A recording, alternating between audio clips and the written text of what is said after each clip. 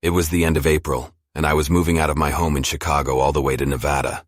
I hired a company to take all my boxes and ship them to the new house just to make it a little bit easier on me.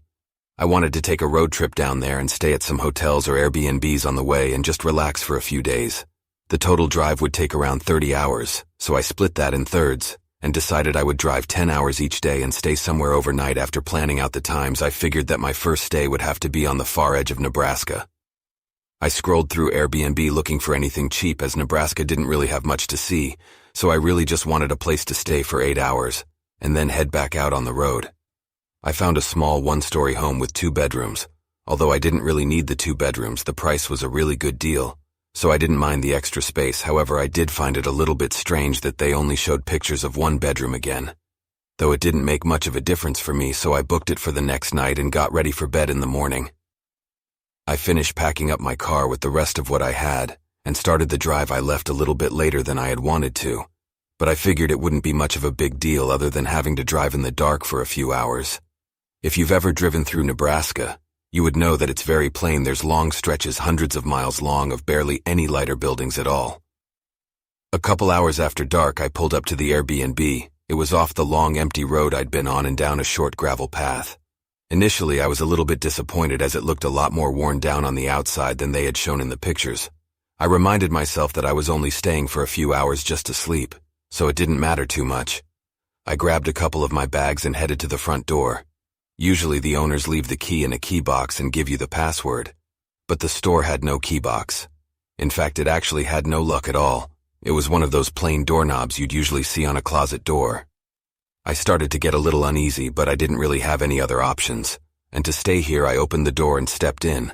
And to my surprise, it was actually fairly nice on the inside. It was small, but the living room and kitchen were well furnished and seemed to be kept up with.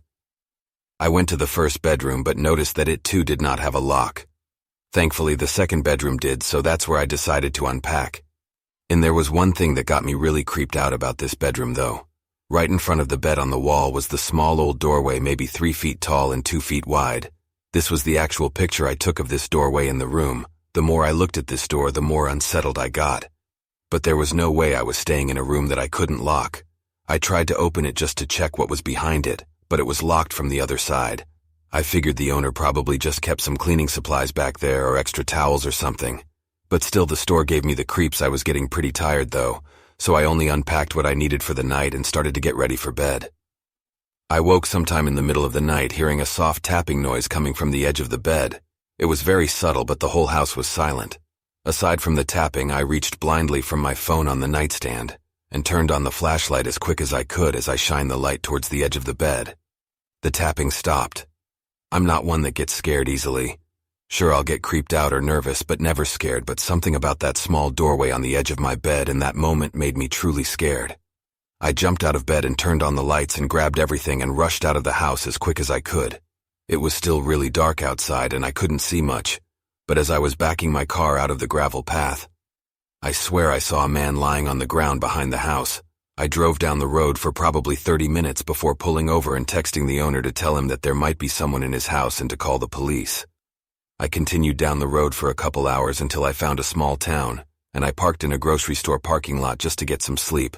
I still don't really know what happened at that Airbnb. But the creepiest part was that when I checked my phone in the morning, I saw my message had been read just a few minutes after I sent it, but the owner never responded to it.